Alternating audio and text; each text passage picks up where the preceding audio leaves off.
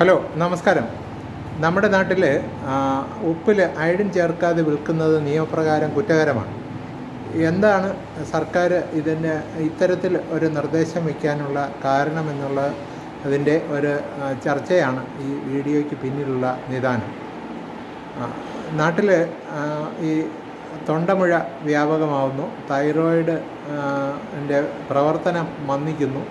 ഇത്തരം തൈറോയിഡ് മുഴകളും തൈറോയിഡിൻ്റെ പ്രവർത്തന മാന്ദ്യവും ഒക്കെ ഇടയാക്കുന്നത് തൈറോയിഡ് ഹോർമോൺ സെക്രീഷന് വളരെ അത്യന്താപേക്ഷിതമായ മൈക്രോ ന്യൂട്രിയൻ്റായ അയഡിൻ്റെ അഭാവമാണ് എന്നുള്ള ഒരു നിഗമനത്തിലാണ് ഇത്തരം ഒരു നിർദ്ദേശം സർക്കാർ മുന്നോട്ട് വച്ചത്. പക്ഷേ നമ്മുടെ രാജ്യത്ത് ചില ഹില്ലി സംസ്ഥാനങ്ങളിൽ, ഹിമാചൽ പ്രദേശ്, അരുണാചൽ പ്രദേശ്, മേഘാലയ, സിക്കിം ഇത്തരം സ്ഥലങ്ങളിലൊക്കെ ഒരുപക്ഷെ അയഡിൻ്റെ അഭാവം അനുഭവിക്കുന്നുണ്ടാവാം ആൾക്കാർ. കാര്യം സമുദ്രത്തിൻ്റെ സാമീപ്യമില്ല, മണ്ണിൽ അയഡിൻ്റെ അഭാവമുണ്ട്. അപ്പോൾ അവിടെ നിന്ന് കിട്ടുന്ന വിളകളും മറ്റും ഈ അയഡിൻ സാന്നിധ്യം ഇല്ലാത്തതാണ്. അപ്പോൾ അത്തരക്കാർക്കൊരു പക്ഷേ ഈ അയഡിൻ്റെ അഭാവം വഴിയുള്ള ഗോയിറ്റർ മുതലായ അസുഖങ്ങളും ഒക്കെ ഉണ്ടായിരിക്കാം. നമ്മുടെ സംസ്ഥാനത്തിൻ്റെ കാര്യമെടുക്കുകയാണെങ്കിൽ നമ്മുടെ കടലിൻ്റെ സാമീപ്യം അധികം ഇല്ലാത്ത വയനാട്, പിന്നെ ഈ കോട്ടയം, ഇടുക്കി ഇത്തരം സ്ഥലങ്ങളിൽ ഒരുപക്ഷെ വളരെ അപൂർവമായിട്ട് അയഡിൻ്റെ അഭാവം ഉള്ള പ്രദേശങ്ങൾ ഉണ്ടാകാം. അവിടുത്തെ വിളകളും അവിടുത്തെ ആൾക്കാർക്കും അയഡിൻ ഡെഫിഷ്യൻസി ഒരു പക്ഷേ അനുഭവിക്കുന്നുണ്ടാകാം. പക്ഷേ അത് വളരെ അപൂർവമാണെന്നാണ് എൻ്റെ വ്യക്തിപരമായ നിഗമനവും അഭിപ്രായവും. കഥ എന്തായാലും കാര്യത്തിലേക്ക് വരാം. കഴിഞ്ഞ 3 ദശാബ്ദമായിട്ട് 3 പതിറ്റാണ്ടായിട്ട് നമ്മുടെ നാട്ടിൽ ഈ കറിവേപ്പിൽ അയഡിൻ ചേർക്കുന്നുണ്ട്. പക്ഷേ നാട്ടിൽ ഇന്ന് തൈറോയിഡ് നോഡ്യൂളുകളും ഹൈപ്പോ തൈറോയിഡിസവും വ്യാപകമാണ്. ഒരു 75% ആൾക്കാരും ഇത്തരം പ്രശ്നങ്ങളുടെ പിടിയിലാണ് എന്ന് പറയാതെ വയ്യ.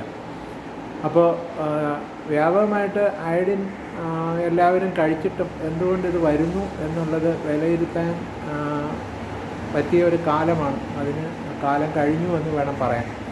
അപ്പോൾ ഇന്ത്യൻ കൗൺസിൽ ഓഫ് മെഡിക്കൽ റിസർച്ചും മറ്റ് ഈ ബയോകെമിസ്ട്രി ഡിപ്പാർട്ട്മെൻറ്റും ഒക്കെ ഉള്ള UGC ഫണ്ടഡ് കോളേജുകളുടെ ഡിപ്പാർട്ട്മെൻറ്റും ഒക്കെ ഇത്തരം ഗവേഷണങ്ങളും സ്റ്റാറ്റിസ്റ്റിക്കൽ ഡേറ്റയും ഒക്കെ വെച്ച് ഒരു നിഗമനത്തിലെത്തേണ്ടതും സർക്കാരിൻ്റെ ഈ പോളിസിയെ പുനഃപരിശോധിക്കേണ്ടതുമാണ് എന്നുള്ളതാണ് പരമാർത്ഥം. ഈ അയഡിൻ ഒരു ദിവസം 20 മൈക്രോഗ്രാമാണ്, മില്ലിഗ്രാം അല്ല മൈക്രോഗ്രാം ആണ് ഒരാളിന് ആവശ്യമുള്ളത്. പക്ഷേ ഇത് നമ്മൾ അയഡിൻ എൻട്രി ചെയ്ത കറിവേപ്പ് കഴിക്കാതിരുന്നാലും നമ്മുടെ പച്ചക്കറികൾ വഴിയും പാലിലും അരിയിലും തേങ്ങയിൽ വരെ ഇതിൻ്റെ സാന്നിധ്യമുണ്ട്. മണ്ണിൽ നിന്ന് ഈ ചെടി വലിച്ചെടുത്ത് ഫിക്സ് ചെയ്യുന്നതുകൊണ്ട് പല ഇലക്കറികളിലുമൊക്കെ അയഡിൻ്റെ സാന്നിധ്യമുണ്ട്. നമുക്ക് യഥാർത്ഥത്തിൽ ഒരു ദിവസം അത്ര ആവശ്യമേ ഉള്ളൂ. പക്ഷേ ഈ മൈക്രോ ന്യൂട്രിയൻ്റ് മാക്രോ ക്വാണ്ടിറ്റിയിൽ കൂടിയ അളവിൽ കഴിക്കുകയാണെങ്കിൽ അത് ടോക്സിസിറ്റി സിംറ്റംസ് ഉണ്ടാകും. ഇതിലെല്ലാത്തിനും ഉപരി അയഡിൻ്റെ ഒരു ബയോളജിക്കൽ പ്രോപ്പർട്ടി എന്ന് വെച്ചാൽ അത് ഒരു ആൻറ്റിസെപ്റ്റിക് പ്രോപ്പർട്ടി ഉള്ളതാണ്. അതുകൊണ്ടാണ് ഈ അയഡിൻ ലേപനങ്ങൾ ആശുപത്രികളിൽ മുറിവിൽ വയ്ക്കാനും പുറമേ പുരട്ടാനുമൊക്കെ പ്രയോഗിക്കപ്പെടുന്നത്. ടിഞ്ചർ അയഡിൻ, സാച്ചുറേറ്റഡ് ആയിട്ടുള്ള മറ്റ് സംയുക്തങ്ങളുമൊക്കെ മരുന്നായിട്ട് ഉപയോഗിക്കാറുണ്ട് ആശുപത്രികളിൽ. അപ്പോൾ ഇത് അധികം കഴിച്ചു കഴിഞ്ഞാൽ ഈ ഫെർട്ടിലിറ്റിയെ ബാധിക്കുമോ എന്നുള്ളൊരു പഠനം പോലും നടത്തേണ്ടതുണ്ട്. കാര്യം ഈ സെമൻ കൗണ്ട് കുറയുക, ഫെർട്ടിലിറ്റി കുറയുക, ഇത്തരം ഇഷ്യൂസും ഈ കഴിഞ്ഞൊരു 4 നൂറ്റാണ്ടായിട്ട് നമ്മുടെ നാട്ടിൽ പതിവാണ്, വ്യാപകവുമാണ്. അപ്പോൾ അവിടെയും പ്രതിസ്ഥാനീയൻ ഈ അയഡിനാണോ എന്ന് പഠിക്കേണ്ടിയിരിക്കുന്നു. ഇത്തരണത്തിലാണ് കാര്യങ്ങൾ പോകുന്നത്. പക്ഷേ ഇതിന് വ്യക്തിക്ക് എന്ത് ചെയ്യാൻ പറ്റും എന്നാണ് നമുക്കിപ്പോൾ ചിന്തിക്കേണ്ടത്. കാര്യം ഈ 20 മൈക്രോഗ്രാം അളവ് അയഡിൻ ആവശ്യമുള്ളിടത്ത് നമ്മൾ ചിലപ്പോൾ ഒരു പക്ഷേ അതിൻ്റെ 10 മടങ്ങ് അയഡിൻ ഒരു ദിവസം കഴിക്കുന്നുണ്ടാകും. അത് മൂത്രം വഴി വിസർജിച്ച് പോകുന്നുണ്ട്, അത് വേറൊരു കാര്യം.